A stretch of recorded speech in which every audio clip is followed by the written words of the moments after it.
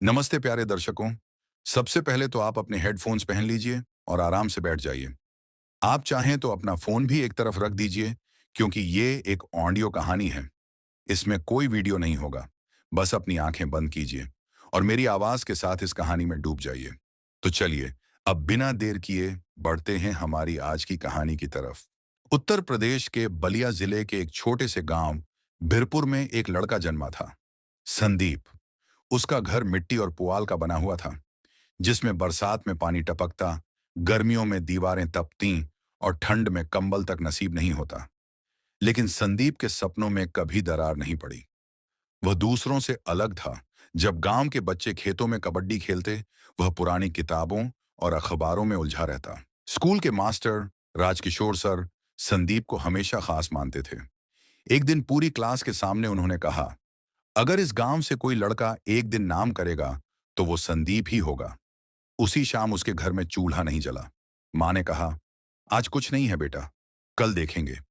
उस रात संदीप ने अपनी पुरानी कॉपी में लिखा, मैं एक दिन वो बनूंगा जिसे देख माँ कहे, अब कभी चूल्हा खाली नहीं रहेगा। उसे लखनऊ के एक अच्छे इंटर कॉलेज में दाखिला मिल गया था, लेकिन वहां तक पहुंचने के लिए 18,000 की जरूरत थी। पिता मजदूरी करते थे, माँ सिले हुए कपड़े बेचती थी। उन्होंने मिलाकर 4,000 जमा किए। संदीप ने गांव में छोटे मोटे काम किए, किसी के खेत में काम, किसी की बकरी चराई। 12,000 इकट्ठा किए और बाकी स्कूल के मास्टर जी ने दिए। शहर में कदम रखते ही सब कुछ नया और अजनबी था। क्लासमेट्स अंग्रेजी में बात करते थे। उनके पास स्मार्टफोन और ब्रांडेड कपड़े थे। संदीप के पास न स्मार्टफोन था, न अच्छे कपड़े। वह हिंदी में बोलता और सरकारी हॉस्टल के सबसे पुराने बिस्तर पर सोता। लेकिन वह जानता था कि ये हालात उसकी पहचान तय नहीं करेंगे। पहली परीक्षा में वह फेल हो गया। मन में सवाल उठा, क्या वह वाकई इस जगह का नहीं है? लेकिन उसने हार मानने के बजाय पढ़ाई का तरीका बदला। अंग्रेजी सुधारने के लिए बीबीसी सुनने लगा। लाइब्रेरी में सबसे पहले पहुंचता। हर विषय के नोट्स खुद बनाता। 6 महीने बाद हुई परीक्षा में वह टॉप 5 में आ गया। उसी कॉलेज में जिसने उसे नकारा था, अब सब उसकी नोट्स मांगते थे। उसने 12वीं बोर्ड में 6% अंक प्राप्त किए और पूरे गांव में मिठाइयां बंटी। अब लक्ष्य था आईआईटी।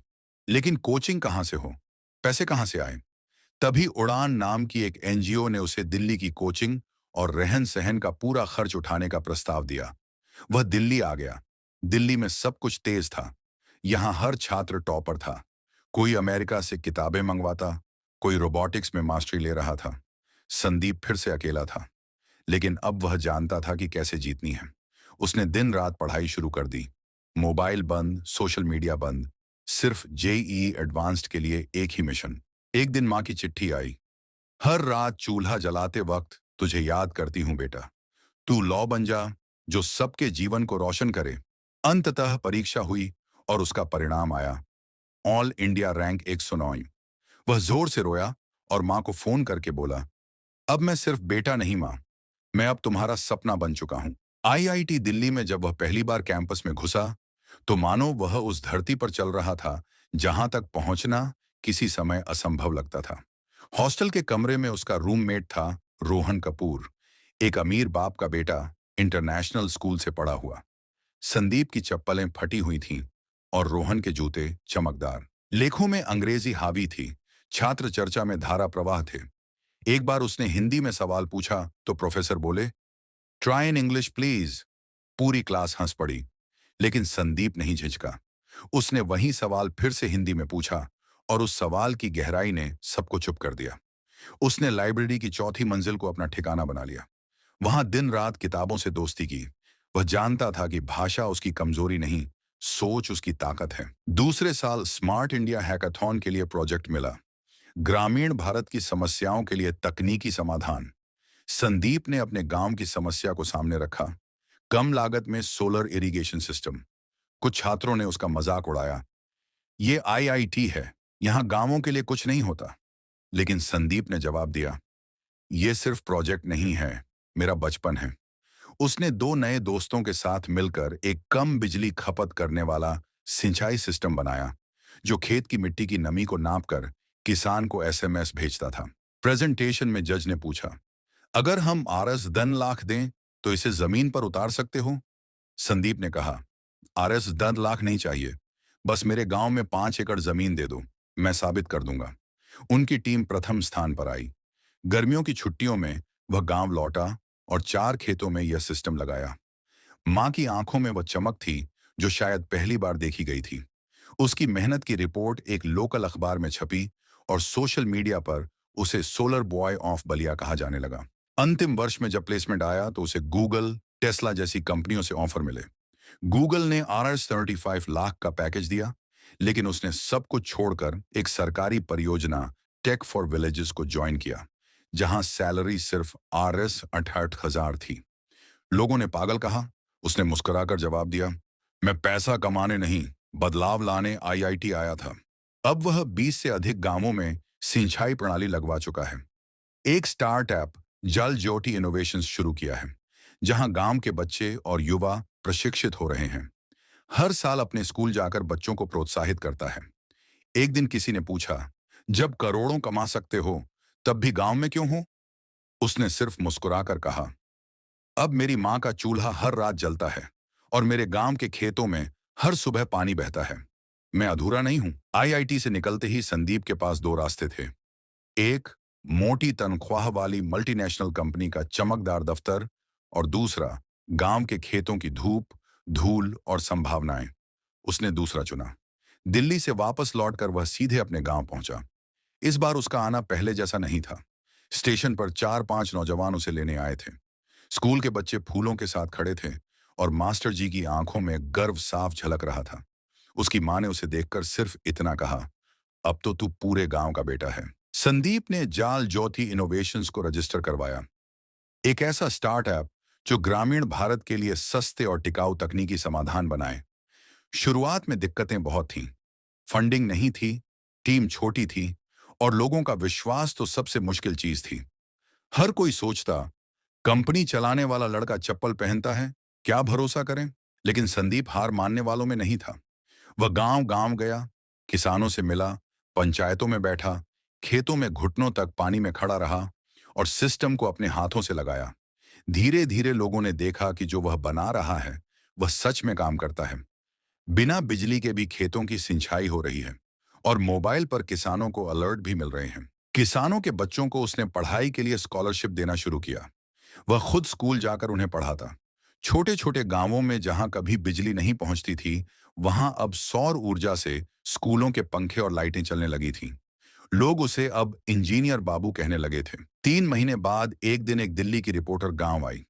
उसने संदीप के काम पर एक डॉक्यूमेंट्री बनाई, एक लड़का जो गांवों की तकदीर बदल रहा है। वह वीडियो वायरल हो गया। सोशल मीडिया पर लाखों व्यूज मिले। कुछ लोग प्रेरित हुए, कुछ ने मजाक उड़ाया, लेकिन संदीप ने किसी को जवाब नहीं दिया। वह सिर्फ काम करता रहा। इसके बाद कुछ निवेशकों की नजर उस पर पड़ी। एक स्टार्टअप इन्वेस्टमेंट फर्म ने उससे मुलाकात की और RS 150 लाख की शुरुआती फंडिंग दी। लेकिन शर्त थी, काम दिल्ली शिफ्ट करो। संदीप ने बिना झिझक कहा, अगर मेरी जड़ें गांव में हैं तो मेरी कंपनी भी यहीं पलेगी। उसने गांव में ही एक पुराना सरकारी गोदाम किराए पर लेकर एक टेक्नोलॉजी लैब बना दी। वहीं से सारे उपकरण बनते, टेस्ट होते और गांवों में भेजे जाते। अब टीम में 25 इंजीनियर थे। कोई महाराष्ट्र से, कोई कर्नाटक से, कोई खुद बलिया के पड़ोसी गांव से। सबको एक ही सपना जोड़ता था, तकनीक को खेतों तक पहुंचाना। इसी दौरान संदीप को यूनाइटेड नेशंस के यूथ फॉर इम्पैक्ट कार्यक्रम में भारत का प्रतिनिधित्व करने का मौका मिला। पहली बार वह विदेश गया, न्यूयॉर्क। सूट पहने, मंच पर खड़ा, माइक हाथ में लिए। लेकिन अंदर अब भी वही संदीप था जो कभी बारिश में भीगती छत के नीचे पढ़ाई करता था। लोगों ने खड़े होकर तालियां बजाईं, लेकिन उसकी आंखें उस क्षण मां को ढूंढ रही थीं, जिसने सिलाई करके बचपन में उसे कॉपियां दिलवाई थीं। भारत लौटते ही उसने जल ज्योति का विस्तार 50 गांवों तक कर दिया। लेकिन अब नई चुनौती आई, राजनीति और भ्रष्टाचार। कुछ सरकारी अफसरों ने उसकी राह में रोड़े अटकाने शुरू किए। प्रोजेक्ट फाइलें लटकने लगी। किसी ने रिश्वत मांगी तो किसी ने झूठा केस लगाने की धमकी दी। एक दिन उसका ऑफिस सील कर दिया गया। मीडिया में फैला, टेक स्टार्टअप पर फंडिंग में गड़बड़ी का आरोप। पूरा गांव स्तब्ध था। मां ने चुपचाप पूछा, बेटा अब क्या होगा? संदीप ने मुस्कुराकर जवाब दिया, सच की उम्र लंबी होती है माँ। थोड़ा झुकेंगे लेकिन टूटेंगे नहीं। उसने कोर्ट में केस लड़ा। दस्तावेज, किसानों की गवाही, एनजीओ की रिपोर्ट्स, हर चीज का सहारा लिया। 4 महीने बाद कोर्ट ने आदेश दिया, स्टार्टअप निर्दोष है, काम दोबारा शुरू हो। जिस दिन वह ऑफिस दोबारा खोला गया, संदीप ने दरवाजे पर खुद झाड़ू लगाई और सबसे पहले एक दीपक जलाया। उसने कहा, यह उजाला किसी इमारत का नहीं, मेरे विश्वास का है। अब उसका स्टार्टअप केवल सिंचाई तक सीमित नहीं रहा। उसने मिट्टी की जांच करने वाला पोर्टेबल डिवाइस, पानी की गुणवत्ता मापने वाला लो कॉस्ट सेंसर और गांवों के लिए सोलर बेस्ड इंटरनेट हब तैयार किया। 5 साल बीते। अब तक 300 गांवों में उसका सिस्टम लग चुका था। 2000 से ज्यादा किसानों की आमदनी दोगुनी हो चुकी थी और हजारों बच्चों को स्कॉलरशिप मिली थी। एक दिन जब वो अपने पुराने स्कूल पहुंचा, तो मास्टर जी ने कहा, संदीप, तुझमें अब भी वही चमक है जो मैंने पहली बार देखी थी। संदीप ने सिर झुका लिया और जवाब दिया, अगर आपने पहली बार नहीं देखा होता तो शायद मैं कभी खुद को देख नहीं पाता। उस शाम गांव के स्कूल में एक छोटा कार्यक्रम रखा गया। मंच पर खड़े होकर संदीप ने आखिरी बात कही, मैं अधूरा नहीं था उस दिन भी, जब मां की गोद में भूखा सो गया था। मैं अधूरा नहीं था जब दिल्ली की क्लास में लोग हंसते थे। मैं अधूरा नहीं हूं आज भी, जब मेरे सिस्टम से किसी किसान के खेत में हरियाली लहराती है। अधूरा सिर्फ वो होता है जो सपना देखना छोड़ देता है। 5 साल बीत चुके थे। संदीप अब एक जाना पहचाना नाम था, लेकिन उसे कभी प्रसिद्धि की भूख नहीं थी। वह जहां भी जाता, खुद को सिर्फ किसान का बेटा कहता। उसकी मां अब घर पर आराम करती थी, वही जो कभी दूसरों के घर बर्तन मांजती थी। एक दिन उसे बुलावा आया, राष्ट्रपति भवन से। उसे पाडमा श्री के लिए चुना गया था।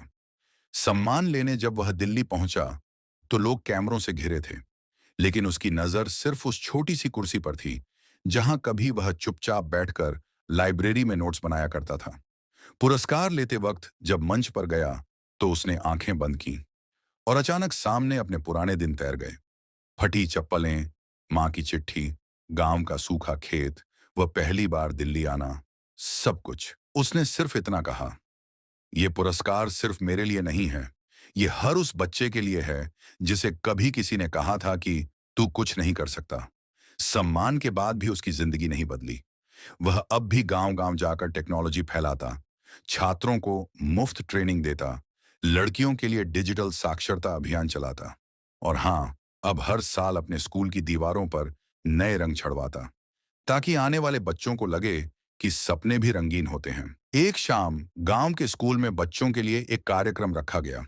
मंच पर एक बच्चा कविता पढ़ रहा था, तब संदीप एक कोने में बैठा मुस्कुरा रहा था।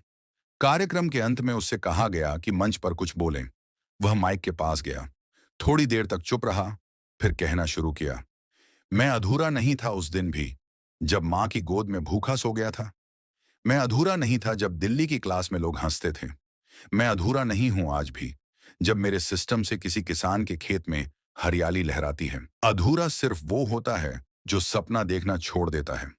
अगर आपको ये कहानी थोड़ी सी भी प्रेरणा देती है, तो मैं आपसे सिर्फ एक बात कहना चाहता हूं। आज किसी ऐसे इंसान के साथ ये वीडियो शेयर कीजिए जो मुश्किलों से जूझ रहा हो। हो सकता है उसकी उम्मीद की लौ फिर से जल उठे। अगर आप ऐसी ही सच्ची दिल से निकली कहानियां सुनना चाहते हैं, तो इस चैनल को सब्सक्राइब जरूर कीजिए। और हाँ, बेल आइकन दबाइए ताकि अगली बार जब कोई कहानी आए, तो सबसे पहले आपको पता चले। धन्यवाद दोस्तों। जुड़े रहिए, सपने देखिए, क्योंकि आप अधूरे नहीं हैं। बस एक कोशिश बाकी है।